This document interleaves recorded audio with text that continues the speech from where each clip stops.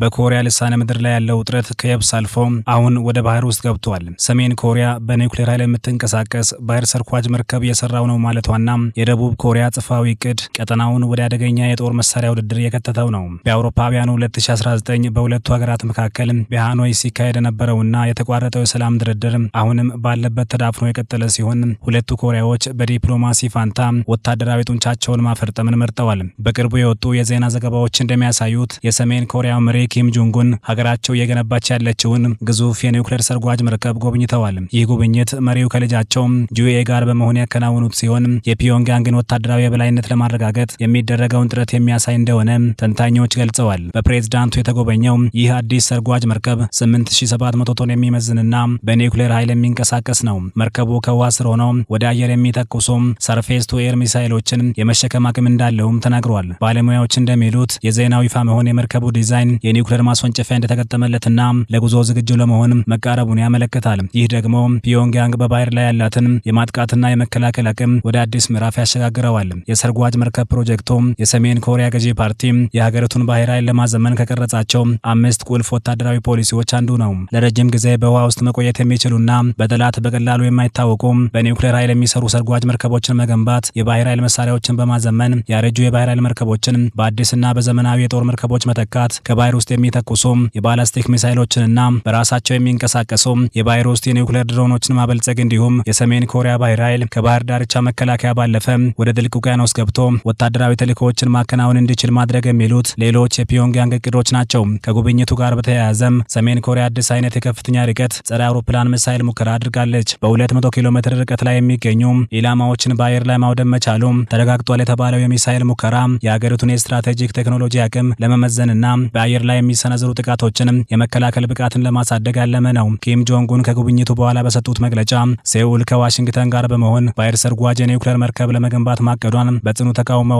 አሁን ዓለም ሰላማዊ አይደለችም፣ የደቡብ ኮሪያና የአሜሪካ ጥምረት ለሰሜን ኮሪያ ብሔራዊ ደህንነት ስጋት ነው ሲሉም ፕሬዝዳንቱ ተናግረዋል። የሴኡል እቅድ በኮሪያ ልሳነ ምድር ያለውን ውጥረት የበለጠ እንደሚያወሳስበው አስገንዝበዋል። በቅርቡ ዩኤስኤስ ግሪንቪል የሚባለው የአሜሪካ ባህር ሰርጓጅ የኒውክሌር መርከብ በደቡብ ኮሪያ የቡሳን ወደብ መድረሱም ፒዮንግያንግን አበሳጭተዋል። ሰሜን ኮሪያ ይህ ድርጊት ወታደራዊ ግጭትን የሚቀሰቅስ ስትል አውግዘዋለች። ይህ ብቻም ሳይሆን የሰሜን ኮሪያ እንቅስቃሴ ሁሌም እንቅልፍ የሚነሳቸው አሜሪካና ደቡብ ኮሪያ ሌሎች 12 የተመድ አባል ሀገራትን ከኋላቸው አሰልፈው ፍሪደም ሺልድ ወይም የነጻነት ጋሻ የተሰኘ ወታደራዊ ልምምድ በየጊዜው ያካሂዳሉ። ልምምዱ በዋናነት በአሜሪካና በደቡብ ኮሪያ ጦር ኃይሎች የሚመራ ቢሆንም በተባበሩት መንግስታት እዝ ዩኤንሲ ስር ያለው 12 ሀገራት በንቃት ይሳተፉበታል። ልምምዱ ዓለም አቀፍ ሕግጋትንም የጠበቀ መሆኑን ለማረጋገጥ እንደ ስዊዘርላንድና ስዊድን ያሉ ገለልተኛ ሀገራት በታዛቢነት ተሰማርተዋል።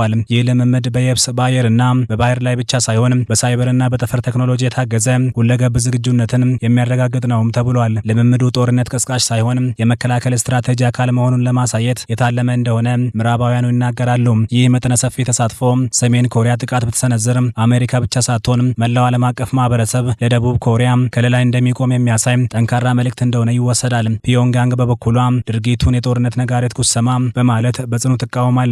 ተንታኞች እንደሚሉት ፒዮንግያንግ ጥምር ወታደራዊ ዝግጅቶቹን ከቁብ ሳትቆጥር በግሏ የምታደርጋቸው እንቅስቃሴዎች የሚያሳዩት ሀገሪቱ በባህርና በአየር ላይ ያላትን የኒውክሌር አቅም በማጠናከር ላይ መሆኗን ነው። በተለይ የፕሬዝዳንቱ ልጅ በወታደራዊ አካባቢዎች መታየቷ የሀገሪቱ የጦር መሳሪያ ዝግመተ ለውጥ ቀጣይነት ያለው መሆኑን ለዓለም ለማሳየት የታለመ ስነ ልቦናዊ መልእክት ያለው ይመስላል። የሀገሪቱ መንግስት መገናኛ ብዙሃን ባወጧቸው ምስሎች ላይ የመርከቡ አካል ተጠናቆ ሲታይ ሰሜን ኮሪያ ይህንን ባህር ሰርጓጅ መርከብ ኒውክሌር እንደምታስታጥቀው ፍንጭ በመስጠት ስትራቴጂካዊ የኒውክሌር ጥቃት ባህር ሰርጓጅ መርከብ በማለት ጠርተዋለች። እንደ ፕሬዝዳንት ኪም ገለጻ የደቡብ ኮሪያ እቅድ ሰሜን ኮሪያ የባህር ኃይሏን በኒውክሌር እንድታጠናክር ተጨማሪ ምክንያት ሆኗታል። ይህ አዲስ መርከብ መጠናቀቁ በጠላቶች የሚሰነዘረውን የኒውክሌር ጥቃት የመከላከል አቅም ለመጨመር ታሪካዊ ለውጥ ያመጣል። የዜና ወኪሉ ኪም ጉብኝቱን መቼ እንዳከናውኑ ባይገልጽም ምስሎቹ ላይ ግን መሪው ከከፍተኛ ባለስልጣናትና ከልጃቸው ጋር ግዙፉን ቀይ ቡናማ ቀለም የተቀባውን መርከብ ሲጎበኙ ታይተዋል። በሴኡል ሃንያንግ ዩኒቨርሲቲ የባህር ሰርጓጅ መርከብ ሊቁ ሙን ኪዩን ሲክ እንደገለጹት ባህር ሰርጓጅ መርከቦች አብዛኛውን ጊዜ ከውስጥ ወደ ውጭ ስለሚገነቡ ሞተርና የኒውክሌር ማስወንጨፊያውን ጨምሮ የመርከቡ ውጫዊ አካል ተጠናቆ መታየቱ ዋና ዋና ክፍሎች ተገጥመው ሊሆን እንደሚችል ይጠቁማል። ባለሙያው አክለውም መርከቡ በሚቀጥሉት ጥቂት ወራት ውስጥ በባህር ላይ ሙከራ ሊደረግበት እንደሚችል ገምተዋል። የኒውክሌር ኃይልን የሚጠቀም ባህር ሰርጓጅ መርከብ ግንባታ ፕሬዝዳንት ኪም ጆንግ ኡን እንደ አውሮፓውያኑ የዘመን ቀመር በ2021 ይፋ ካደረጓቸው ዘመናዊ የጦር መሳሪያዎች ዝርዝር ውስጥ አንዱ ነው።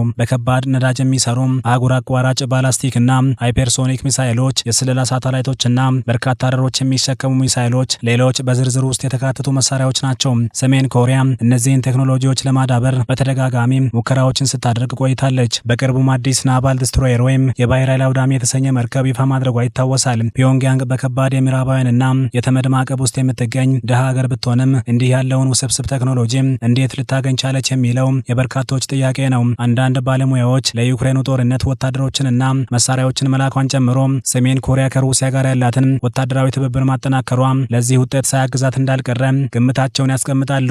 ሩሲያ በምላሹ የኒውክሌር ቴክኖሎጂ ድጋፍ አድርጋላት ሊሆን ይችላል የሚል ጥርጣሬም ይነሳል። በሌላ በኩል ደግሞ የደቡብ ኮሪያው ፕሬዝዳንት ሊ ጄሚዩንግ በህዳር ወር ከፕሬዝዳንት ዶናልድ ትራምፕ ጋር ባደረጉት ስብሰባ ሀገራቸው የራሷን ኒውክሌር ተሸካሚ ባህር ሰርጓጅ መርከብ መስራት እንድትችል የአሜሪካን ድጋፍ ጠይቀዋል። ትራምፕ አሜሪካ ይህንን ቴክኖሎጂ ለማጋራት ፈቃደኛ መሆኗን ቢገልጹም ፕሮጀክቱ መቼና እንዴት እንደሚጀመር እስካሁን ግልጽ አይደለም። በኮሪያ ልሳነ ምድር ያለው ውጥረት ከቅርብ ዓመታት ወዲህ በከፍተኛ ሁኔታ እየጨመረ መጥቷል። ፕሬዝዳንት ኪም ጆንጉን የኒውክሌር መርሃ ግብራቸውን እያፋጠኑ ሲሆን ከዋሽንግተንና ከሰውል የሚቀርቡትን የንግግር ጥሪዎች ውድቅ እያደረጉ ነው። ፒዮንግያንግ ለረጅም ጊዜ በውሃ ውስጥ የመቆየትና በምስጢር ጥቃት የመሰንዘር አቅም ያለው ባህር ሰርጓጅ መርከብ መታጠቋ በቀጠናው ያለውን የኃይል ሚዛን በእጅጉ ሊቀይረው እንደሚችልም ተሰግቷል። ሀገሪቱ በዘርፉ አቅሟን ማሳደጓ ከባህር ስር የሚተኮሱ ሚሳይሎችን አስቀድሞ በራዳር ለመለየትና ለመከላከል እጅግ አስቸጋሪ በመሆኑ ለጎረቤት ሀገራት ትልቅ ራስ ምታት ነው። ከ70 እስከ 90 የሚደርሱ በናፍጣ የሚሰሩ የባህር ሰርጓጅ መርከቦች ያሏት ሲሆን ይህም በዓለም ላይ ካሉት ትልልቅ የባህር ኃይሎች አንዷ ያደርጋታል። እንደ አውሮፓውያኑ የዘመን ቀመር በ2023 ሰሜን ኮሪያ ታክቲካዊ የኒውክሌር ጥቃት ባህር ሰርጓጅ መርከብ መገንባቷን ብታውጅም የውጭ ባለሙያዎች ግን መርከቡ እንደ አውሮፓውያኑ የዘመን ቀመር በ2019 ታየው የቆየው የናፍጣ መርከብ ማሻሻያ ነው በማለት ጥርጣሬያቸውን ገልጸው ነበር። ከ2016 ጀምሮ ሀገሪቱ ባህር ውስጥ የሚተኮሱ ሚሳይሎችን ሙከራዎች ስታደርግ የቆየችው አንድ አፈሙዝ ብቻ በተገጠመለት ባለ 2000 ቶን መርከብ ነበር። ከ2019 የሃኖይ ስብሰባ ውድቀት በኋላ በአሜሪካና በሰሜን ኮሪያ መካከል ያለው የሰላም ንግግር እየደበዘዘ መጥቷል። ይልቁንም ሰሜን ኮሪያ ከሩሲያ ጋር ያላትን ወታደራዊ ትብብር ማጠናከሯና አሜሪካ ደግሞ ለደቡብ ኮሪያ የኒውክሌር ቴክኖሎጂን ለማጋራት መወሰኗ ቀጠናውን ወደ ከፋ የጦር መሳሪያ ውድድር ውስጥ ከቶታል።